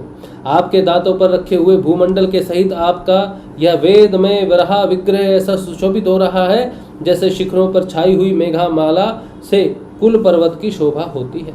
नाथ, चराचर जीवों के सुखपूर्वक रहने के लिए आप अपनी पत्नी इन जगन माता पृथ्वी को जल पर स्थापित कीजिए। आप जगत के पिता हैं और अरणी में अग्नि स्थापन के समान आपने इसमें धारण शक्ति रूप अपना तेज स्थापित किया है। हम आपको और इस पृथ्वी माता को प्रणाम करते हैं। प्रभो, रसातल में डूबी हुई इस पृथ्वी को निकालने का साहस आपके सिवा और कौन कर सकता था? किंतु आप तो संपूर्ण आश्चर्यों के आश्रय हैं। आपके लिए यह कोई आश्चर्य की बात नहीं है। आपने ही तो अपनी माया से इस अत्याश्चर्यमय विश्व की रचना की है। जब आप अपने वेद में विग्रह को हिलाते हैं तब हमारे ऊपर आपकी गर्दन के बालों से झरती हुई शीतल जल की बूंदें गिरती हैं। ईश, इनसे भीग कर हम जनलोक, तपलोक और सत्यलोकों में रहने वाले मुनिजन सर्वथा पवित्र हो जाते हैं। जो पुरुष आपके कर्मों का पार पाना चाहता है अवश्य ही उसकी बुद्धि नष्ट हो गई है, क्योंकि आपके कर्मों का कोई पार ही नहीं है। आपकी ही योग माया के सत्यवादी गुणों से यह सारा जगत मोहित हो रहा है। भगवान, आप इसका कल्याण कीजिए। योग माया के सत्यवादी गुण, तो योग माया में सत्यवादी गुणों से सारा जगत मोहित हो रहा है। श्री मैत्रेय जी कहते हैं, विदुर जी, उन ब्रह्मादि मुनियों के इस प्रकार स्तुति करने पर सबकी रक्षा करने वाले वराह भगवान ने अपने खुरों से जल को स्तंभित कर उस पर पृथ्वी को स्थापित कर दिया। इस प्रकार रसातल से लीला पूर्वक लाई हुई पृथ्वी को जल पर रखकर वे विश्वक्सेन प्रजापति भगवान श्री हरि अंतर्धान हो गए। विदुर जी, भगवान के लीला में चरित्र अत्यंत कीर्तनीय हैं और उनमें लगी हुई बुद्धि सब प्रकार के पाप तापों को दूर करती है। जो पुरुष उनकी इस मंगलमयी मंजुल कथा को भक्ति भाव से सुनता या सुनाता है उसके प्रति भक्तवत्सल भगवान अंतस्तल से बहुत शीघ्र प्रसन्न हो जाते हैं। भगवान तो सभी कामनाओं को पूर्ण करने में समर्थ हैं। उनके प्रसन्न होने पर संसार में क्या दुर्लभ है, किंतु उन तुच्छ कामनाओं की आवश्यकता ही क्या है। जो लोग उनका अनन्य भाव से भजन करते हैं उन्हें तो वे अंतर्यामी परमात्मा स्वयं अपना परम पद ही दे देते हैं। अरे, संसार में पशुओं को छोड़कर अपने पुरुषार्थ का सारा जानने वाला ऐसा कौन पुरुष होगा जो आवागमन से छुड़ा देने वाली भगवान की प्राचीन कथाओं में से किसी भी अमृतमयी कथा का अपने कर्णपुटों से एक बार पान करके फिर उसकी ओर से मन हट डालेगा? कोई नहीं हो सकता। चलिए, यहाँ पर 13वां अध्याय समाप्त होता है। फिर 14वां अध्याय जहाँ पर दीप्ति का गर्भाधारण है। ठीक, फिर उसके बाद वो जो अभी हिरणाक्ष को मारा ना, हिरणाक्ष वो कहाँ से आया, उसका जन्म कैसे हुआ, उसकी कथा जय विजय को श्राप मिला, उनका जन्म हुआ। हिरणाक्ष, हिरण्यकश्यपु, रावण, कुंभकर्ण, उनमें उनके जन्म हुए। वो आगे अगले अध्याय में, अगले से अगले अध्याय में आएगा। बहुत अच्छी, हाँ, जय विजय का बैकुंठ से पतन, फिर उनकी कहानी चलेगी आगे। बहुत अच्छा। चलिए, तो ये हो गया हमारा अध्ययन। ठीक, चलिए, तो आज का जो सत्संग है वो श्री गुरुदेव के श्री चरणों में रखते हैं। उम्मीद है कि हम जैसे भी हैं वैसे ही भगवान के सामने अपने आप को समर्पित करें, और भगवान की ही क्षमता है कि हमें वो गुणों से पार लगाएंगे। योग से, आत्म जागृति से ही गुणों में परिवर्तन होता है। चलिए, तो आज का सत्संग श्री गुरुदेव के श्री चरणों में रखते हैं, लेकिन फिर भी अगर किसी को गुरु भगवान की जानकारी चाहिए, वो साधन पथ पर आना चाहता है, तो सिद्ध योग जो है वो निःशुल्क है। हम सारी जानकारी आपको भेज देंगे, आप सारे वीडियोस वगैरह देख लेंगे, तो उससे जो है आपको सिद्ध योग की जानकारी होगी। नाम जप कैसे करना है, ध्यान कैसे करना है, बड़ी सरल साधना है। और इसके अलावा कोई अगर सहयोग करना चाहे सत्संग में, सत्संग चलाए रखने के लिए, तो इसी नंबर पर जो है UPI से या कैसे भी पेमेंट करे, फ़ोन पे से, गूगल पे से कर सकता है, उससे सहायता मिलती है घर बार चलने में। ठीक है, चलिए, तो आज का सत्संग श्री गुरुदेव के श्री चरणों में। कल मिलेंगे हम लोग, कल के ध्यान में और फिर कल के सत्संग में। जय श्री गुरुदेव, जय श्री दादा।